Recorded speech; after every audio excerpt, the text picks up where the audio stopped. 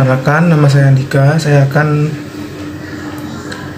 membahas paper yang saya buat, yaitu analisis arsitektur perancangan sistem terdistribusi menggunakan metode nested transaction pada lingkungan kerja perkantoran. Pendahuluan. Perkembangan teknologi sistem informasi yang semakin pesat ini membuat setiap perusahaan dituntut untuk mendapatkan informasi penting yang berasal dari berbagai departemen yang dimilikinya. Oleh karena itu, diperlukan adanya gabungan informasi antara data-data yang ada pada setiap departemen.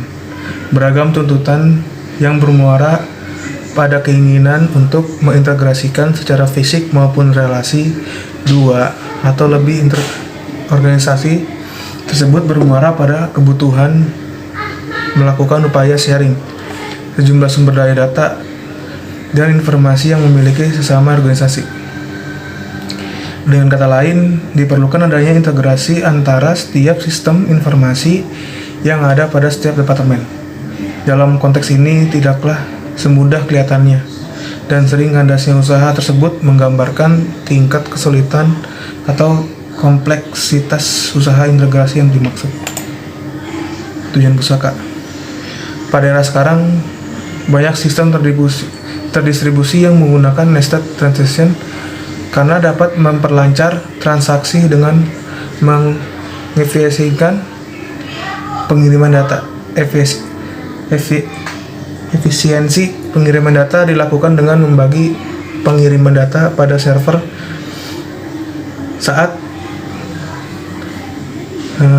sehingga kinerja server dapat bekerja secara merata. Nested transaction sangat berguna untuk mengefisiensikan pengiriman data, namun juga memiliki masa-masa tertentu. Selain itu juga terdapat kesulitan pada implementasi nested transaction ke perangkat keras.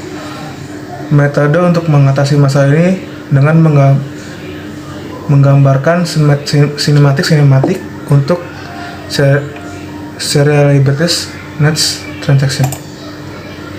Landasan teori sistem terdistribusi meliputi ratio sharing, openness, construct sharing, font tolerance, transparan, transaksi data, fragmentasi.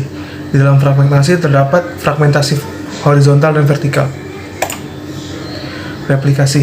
Replikasi adalah suatu teknik untuk melakukan copy dan pendistribusian data dan objek-objek database dari satu database ke database lain dan melaksanakan sinkronisasi antara database sehingga kontinuitas data dapat terjamin. Dengan menggunakan teknik replikasi, data dapat didistribusikan ke lokasi yang berbeda melalui koneksi jaringan lokal maupun internet. Aplikasi juga memungkinkan untuk mendukung kinerja aplikasi, penyebaran data fisik sesuai dengan penggunaannya seperti pemeriksaan database terdistribusi melalui beberapa server. Pembahasan. Untuk melakukan perancangan arsitekturnya yang rinci tidak bisa diterapkan secara general, sebab setiap perusahaan pun memiliki proses bisnis yang berbeda-beda. Oleh karena itu, cukup melihatnya dari aspek-aspek umum yang dimiliki perusahaan. Proses perusahaan dibagi menjadi dua bagian, yaitu proses front end dan back end. Proses back end merupakan proses-proses yang berkaitan dengan kegiatan internal perusahaan. Sementara proses front end merupakan proses yang berkaitan dengan kegiatan perusahaan ke pelanggan. Pada proses back end akan menyimpan data-data pribadi dan privat perusahaan seperti data pekerja, departemen, jadwal, dan sebagainya.